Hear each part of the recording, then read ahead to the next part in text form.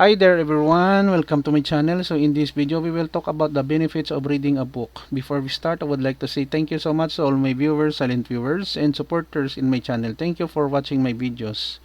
If you are new with my channel and then you like this video, please hit the like button. Don't forget to share. Please support my channel guys by clicking the subscribe button. So let's begin. Benefits of reading a book. Reading a book offers a wide range of benefits both for your cognitive and emotional well-being. Here are some the key advantages of reading. Number 1, knowledge and learning.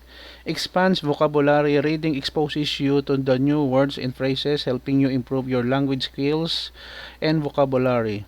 Gain insights. Books provide information, insights, and perspectives on a variety of topics, allowing you to acquire knowledge on subjects you may not familiar with. Lifelong learning. Reading encourages continuous learning and personal growth throughout your life. 2. Mental stimulation. Cognitive exercise. Reading engages your brain and promotes mental agility, concentration, and critical thinking. Problem solving. Fictional and non-fictional narratives often present complex situations and dilemmas that encourage readers to think critically and find solutions. 3. Stress reduction. Escapism.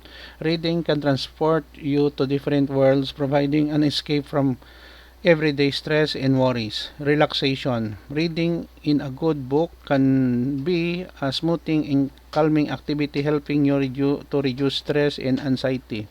Number 4, improve empathy and understanding.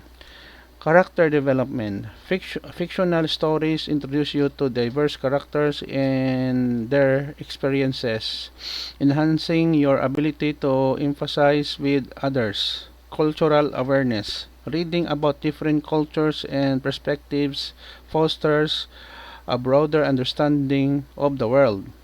5. Enhance communication skills.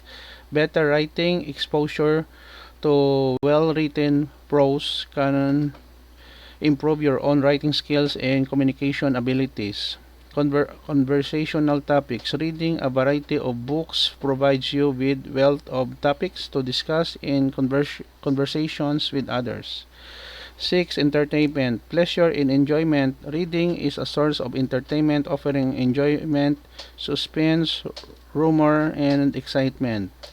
Emotional connection. A well-crafted story can elicit a wide range of emotions, making the reading experience more immersive. Number 7. Improve focus and concentration. Long-form reading, engaging with a book for an extended period, helps develop your ability to focus and concentration on a single task. Number 8. Memory enhancement.